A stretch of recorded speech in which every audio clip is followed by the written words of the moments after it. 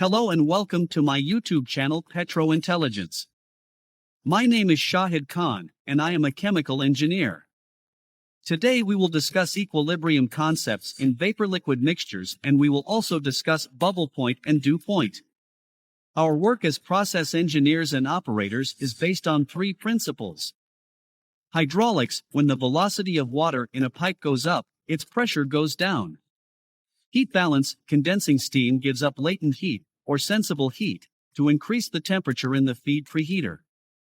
Vapor-liquid equilibrium: a boiling liquid is at its bubble point, and a condensing vapor is at its dew point. Bubble point. The purpose of this video is to explain what is meant by the terms bubble point and dew point, and how we can use these ideas to improve the operation of the distillation tower. To begin, we will derive the bubble point equation from the basic statement of vapor-liquid equilibrium. Y1 equals K1 times X1, where Y1 equals concentration of the first component in the vapor. X1 equals concentration of the first component in the liquid.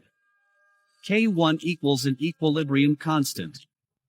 We really should use mole fraction, and not concentration, in our description of Y and X, but for our work, we will just say that the term concentration refers to the percent of a component that the operator would see in the gas chromatographic (GC) results, as reported by the lab.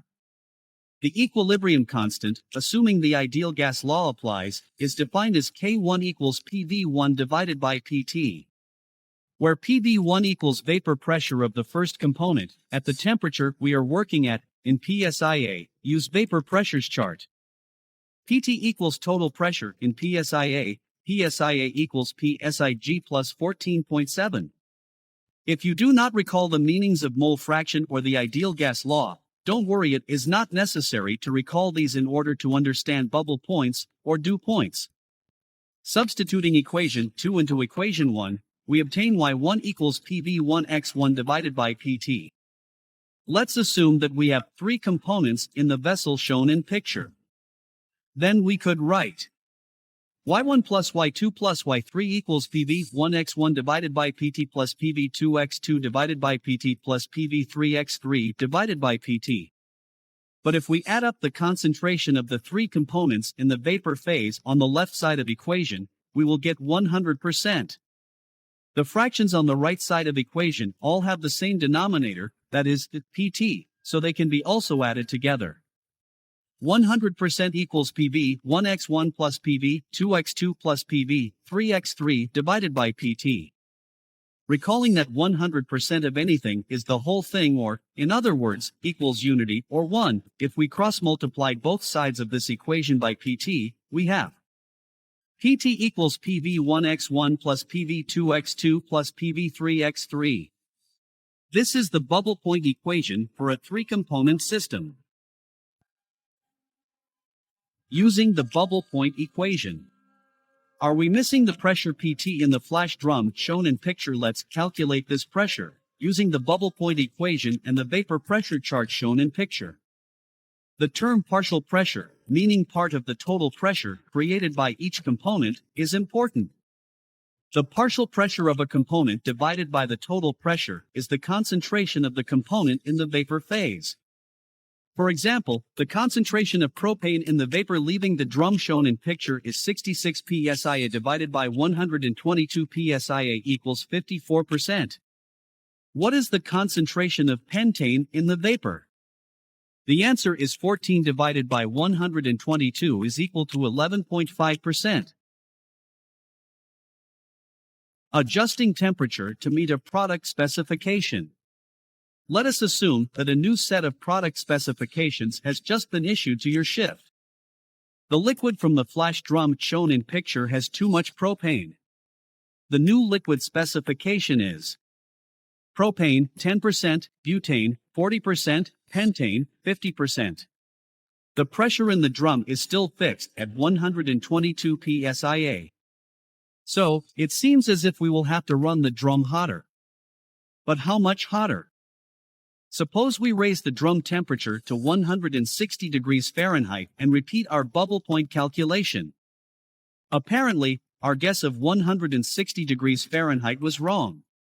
If we had guessed the correct temperature, the calculated vessel pressure would have been 122 psia, not the 110 psia. Try to work this problem yourself by guessing a new flash drum temperature.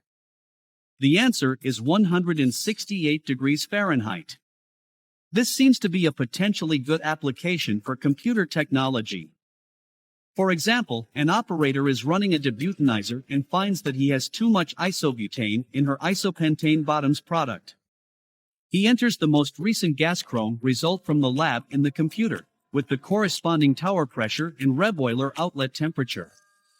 Next, he enters the isobutane specification she would like to achieve in the tower's bottoms product. The computer then tells her to raise the reboiler outlet temperature by 17 degrees Fahrenheit to get back on specification quickly. This is a lot better than guessing at the reboiler temperature, lining out the tower, and waiting half the shift for the lab GC result before making your next move. Dew point calculations. We will now derive the dew point equation from the same basic statement of vapor-liquid equilibrium, starting within the previous section. Y1 equals PV1x1 divided by PT. Now let's multiply both sides of this equation by PP/PV1. We will get Y1 PT divided by PV1 equals x1. Again, let's assume we have three components. Y1 PT divided by PV1 plus Y2 PT divided by PV2 plus Y3 PT divided by PV3 equals x1 plus x2 plus x3. However, if we add up the concentration of the three components in the liquid phase on the right-hand side of equation, we will get 100%, which is unity or equal to 1 as before. Y1 PT divided by PV1 plus Y2 PT divided by PV2 plus Y3 PT divided by PV3 equals 1. Next, we divide both sides of the equation by PT, the vessel pressure. Y1 divided by PV1 plus Y2 divided by PV2 plus Y3 divided by PV3 equals 1 divided by PT. This is the dew point equation for a three-component system. Using the dew point equation. Is science really this easy? Much of the science applied to process engineering is straightforward. In order to show you how to calculate the temperature of the vapor leaving the depropanizer in picture, we will use the dew point equation. This time, we know that the tower top pressure is 175 psig, or 190 psia.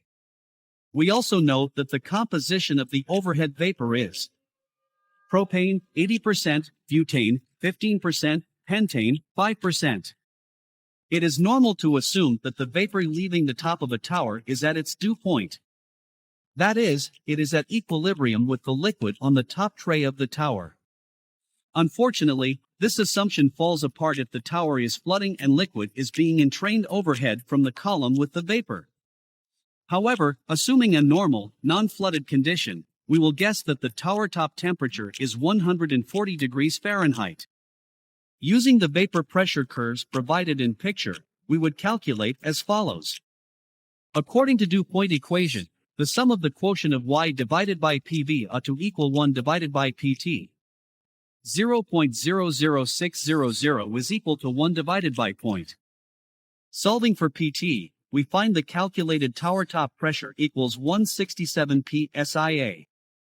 But the actual tower top pressure is 190 psia. Evidently, we guessed too low a temperature.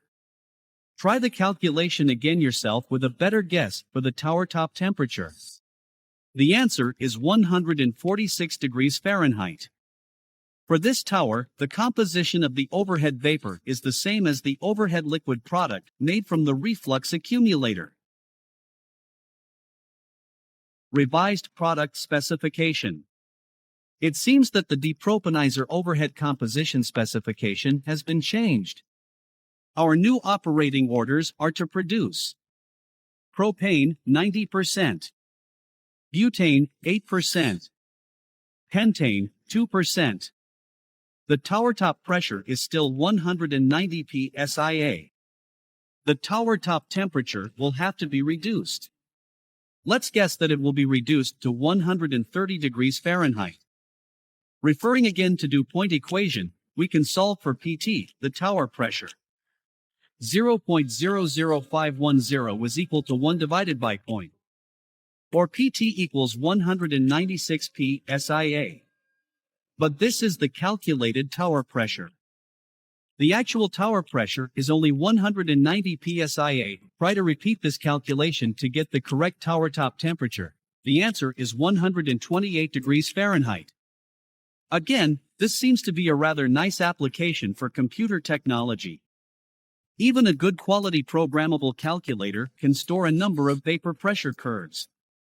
At least for hydrocarbons, equations for these curves can be extracted from the API, American Petroleum Institute, data book. Also, a programmable calculator can perform bubble point and dew point calculations, with over 10 components, without difficulty. Dear friends, if you have skipped most of this video because of the equations and the math, please consider the following. Most graduate chemical engineers cannot do these calculations without the aid of a computer. Imagine the pleasure you will get if you're an operator explaining how to execute bubble point and dew point calculations to your unit engineer. Possibly you might observe, didn't they teach you this in your first year of chemical engineering at the university? If you are a chemical engineer, you will have to admit that we all learned the rules of vapor-liquid equilibrium during our freshman year. For me, it's easy to remember how to do bubble point and dew point calculations. I carry a pocket-sized vapor pressure chart in my wallet. When I'm out in the plant troubleshooting, that's all I need to check temperatures versus pressures for light hydrocarbon systems. That's all, gentlemen. If you like my video, please follow my YouTube channel Petro Intelligence for more videos. Good day and good luck.